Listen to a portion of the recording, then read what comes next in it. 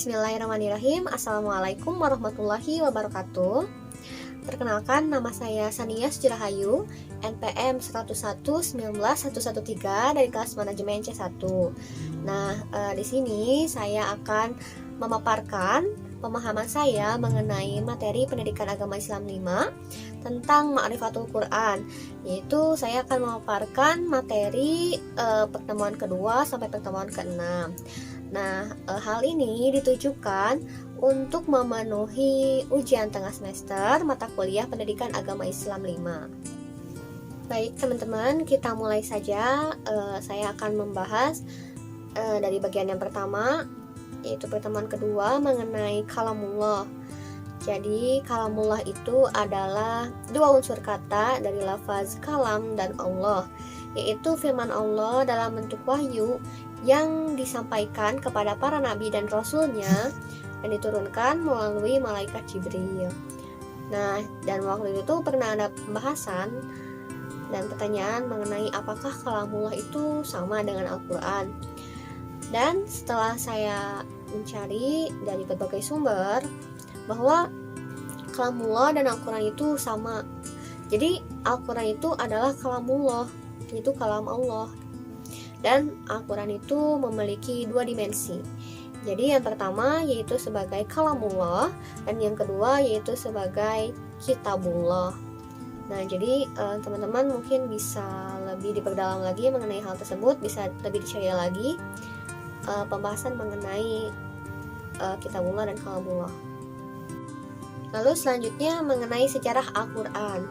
Nah, sejarah turunnya Al-Quran ini sering disebut atau emang disebut sebagai Nuzulul Quran. Nuzulul Quran itu emang biasa kita sering temukan ya pas bulan Ramadan, yaitu pada tanggal 17 Ramadan.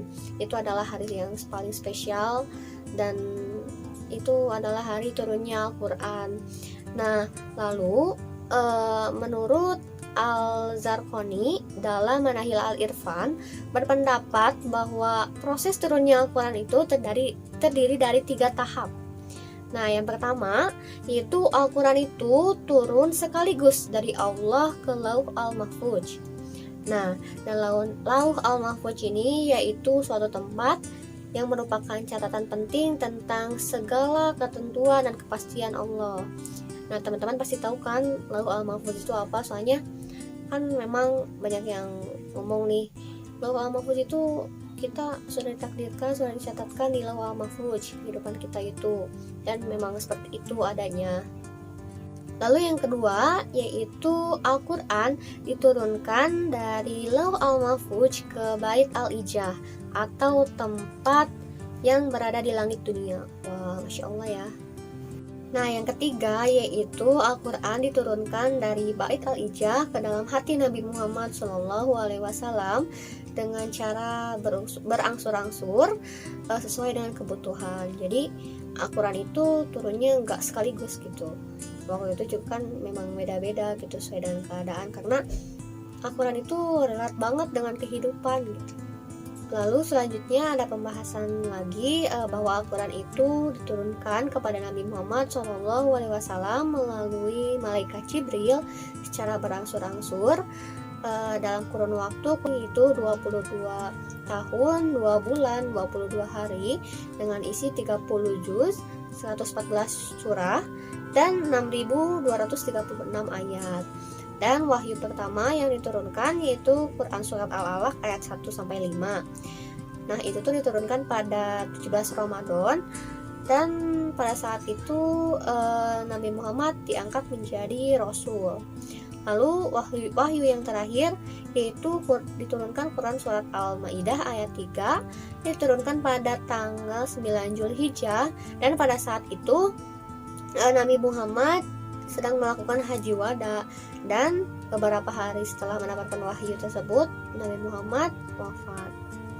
Lalu ada pengumpulan Al-Quran, ada 2, yaitu yang pertama Al-Hifzu atau menghafal, yang kedua yaitu Al-Kitabah atau menulis. Nah, jadi menulis yang zaman dulu itu enggak secanggih sekarang gitu, jadi menulis di tempat yang bisa dipakai untuk menulis saja gitu. Lalu selanjutnya proses penulisan Al-Quran itu dibagi menjadi 3 tahapan. Yang pertama yaitu pada masa Nabi Muhammad SAW, dan yang kedua yaitu pada masa Khulafaur Rasyidin, yang ketiga yaitu pada masa setelah Khulafaur Rasyidin. Lalu kita lanjut ke pembahasan bagian kedua. Dan yang awal kita bahas mengenai mukjizat Al-Quran. Sebelumnya kita harus tahu bahwa mukjizat adalah sesuatu yang membuat pihak lain tidak berdaya di hadapannya. Itu menurut bahasa Arab. Dan menurut istilah agama, mukjizat adalah suatu hal yang luar biasa yang diberikan Allah kepada nabi atau rasul untuk membuktikan pengakuan kenabian atau kerasulannya, dan biasanya bersifat menantang umatnya yang tidak beriman kepadanya. Lalu selanjutnya ada syarat-syarat mukjizat. Yang pertama yaitu sesuatu yang tidak bisa dilakukan selain Allah. Yang kedua yaitu sesuatu yang di luar kebiasaan. Dan yang ketiga itu disampaikannya terkait dengan syariat atau dakwah. Dan yang keempat yaitu terjadinya biasanya ada penentang. Dan yang kelima yaitu seseorang yang tidak mendatangkan terhadap orang yang menentang sebagai pembuktian. Nah, jadi intinya kenapa sih gitu Al-Quran itu diturunkan ke dalam hati Nabi Muhammad, kenapa nggak ke dalam hati Nabi yang lain gitu. Alasannya yaitu karena Nabi Muhammad itu Nabi sekaligus Rasul terakhir yang diutus oleh Allah SWT. Lalu Al-Quran itu diturunkan secara mutawatir sehingga terpelihara asolahnya. Alasannya yaitu yang pertama menguatkan, meneguhkan dan memantapkan hati Nabi ketika berdakwah. Dan yang kedua yaitu menenangkan hati Nabi ketika turun wahyu. Dan yang ketiga yaitu menantang dan melemahkan para penantang Al-Quran. Yang keempat yaitu memudahkan untuk dihafal dan difahami. Dan yang kelima yaitu sebagai pembuktian bahwa Al-Quran itu diturunkan secara pasti oleh Allah SWT yang maha bijaksana. Nah, jadi teman-teman, agar kita mendapat syafaat di hari akhir dan mengangkat derajat kita di hadapan Allah, maka kita harus meyakininya terhadap Al-Quran, lalu membacanya, lalu memahami isi kandungannya, lalu mengamalkannya dan juga terlibat dalam memasyarakatkannya. Nah, selanjutnya kita lanjut ke bagian yang ketiga, yaitu mengenai Asmaul Quran atau nama-nama Al-Quran. Nah, yang pertama yaitu Alkitab, yang kedua petunjuk, ketiga cahaya, keempat ruh, kelima obat, dan keenam kebenaran. Yang ketujuh itu penerangan, kedelapan pelajaran, yang kesembilan berita gembira, yang kesepuluh Az-Zikra, 11 Al-Furqan, dan yang terakhir yang ke-12 itu rahmat. Yang ketujuh itu penerangan, kedelapan pelajaran, yang kesembilan berita gembira, yang ke-10 Az-Zikra, 11 Al-Furqan, dan yang terakhir yang ke-12 itu rahmat. Nah, selanjutnya bagian yang keempat atau pertemuan kelima yaitu mengenai Al-Quran sebagai pedoman hidup. Nah, jadi Al-Quran itu adalah buku pedoman yang diciptakan oleh Allah SWT untuk kita umat manusia. Nah, dan Al-Quran itu harus kita mengerti dong pastinya gitu, karena yang tadi Al-Quran itu harus kita yakini, harus kita baca dan kita pahami isi kandungannya, lalu mengamalkannya, lalu juga terlibat dalam memasyarakatkannya. Nah, dan Allah itu menciptakan kita manusia dengan kemampuan yang terbatas, maka Dia menciptakan atau memberikan kita Al-Quran sebagai pedoman hidup kita agar kita tidak salah arah dalam melangkah. Nah, jadi lalu bagaimana sih kita menggunakan ajaran Al-Quran sebagai suatu pedoman hidup kita?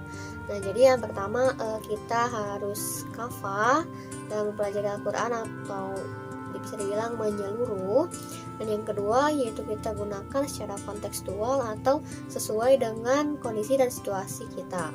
Dan yang ketiga yaitu Al-Quran itu membimbing kita agar kita taat kepada Allah dan Rasul-Nya.